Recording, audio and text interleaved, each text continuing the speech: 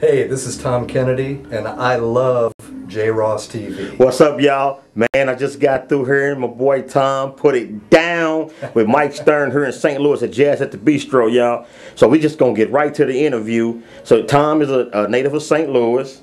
But Tom, like when you were a kid growing up, what was your penchant for bass? What drew you to that particular instrument? You know, the bass sort of found me. And it's a really odd story because I used to, when I was a kid, when I was 2 or 3 years old, you know, I'd listen to pop records. My sister had a lot of records and my brother had a lot of records around. And I always gravitated to the bass. And they said with my high little voice when I was a little kid, I used to sing the bass parts. And so I always heard the bottom of the chord. You know, that always, you know, grabbed me. And the story about the bass, I actually started on upright bass. My brother, who's a few years older than me, when he was in middle school, they needed an acoustic bass player in the orchestra. And my brother played piano. He said, well, you know, I think I can do it, you know, to play in the orchestra. But he brought it home to practice it. And I remember it was standing in the corner, and I came home after school one day and saw that thing. And it just fascinated me, you know, and I walked over and I looked at it, you know, and kind of checked it out, pulled it away from the wall. And I remember when I hit the first note on that thing, and I heard the resonance and the power of that thing. That was it. Oh yeah. It's a very weird thing, but from that point I was just drawn to it.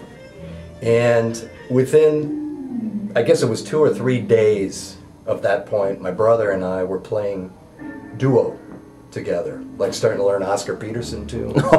You know, I remember we did the Work song and, you know, so some other things that Oscar used to play, and we, you know, and it was just the natural course. It just, you know, it was like the destiny, you know, for me, because I just, you know, I took to it very quickly and realized that I picked it up very fast.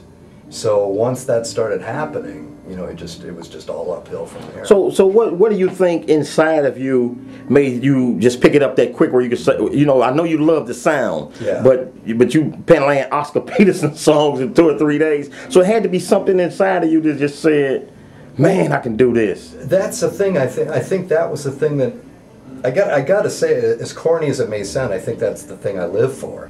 You know, I think that's my passion. That's where the thing is in my heart. You know, and I think that the bass is the vehicle.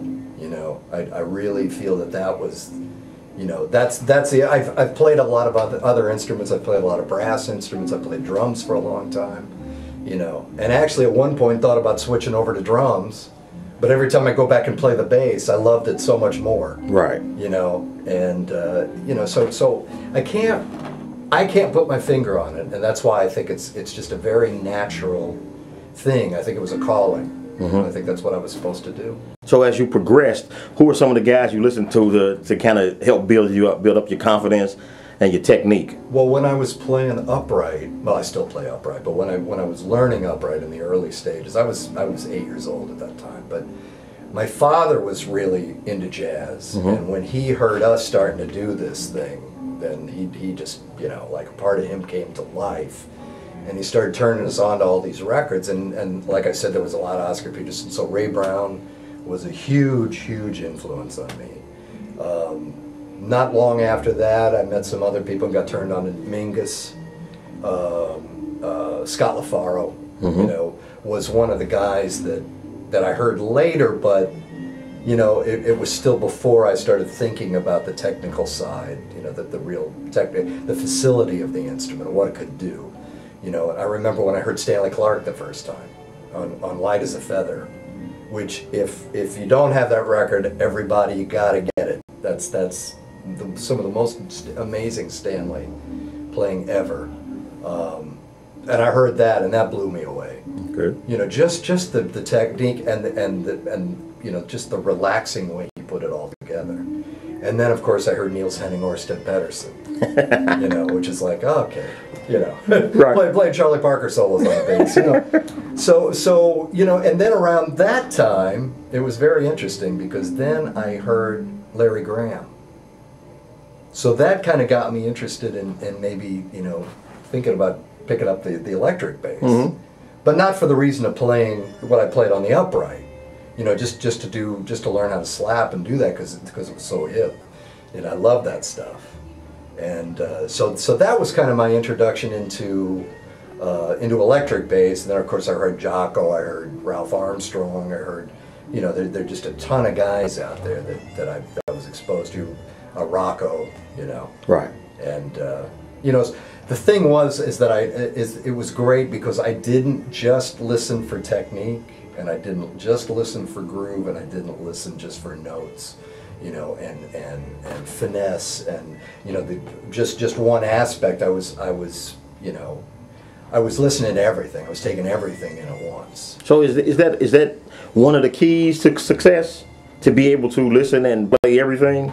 That's, well, you know, we did a clinic for the kids today, you know, for the inner city kids. Some of the kids came in with their you know, band directors, and we talk about it.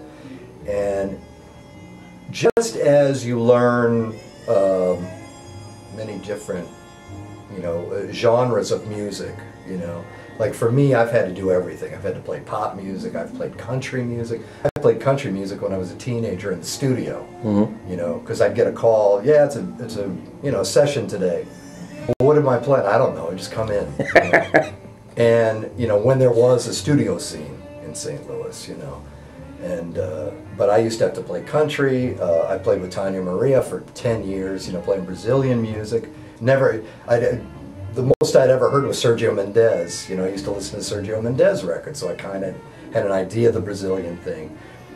But you know, the more well-versed you are, and the more genres you can really, you know, take in, the better off you are. And I think that translates to, you know, the different elements of playing the instrument as well.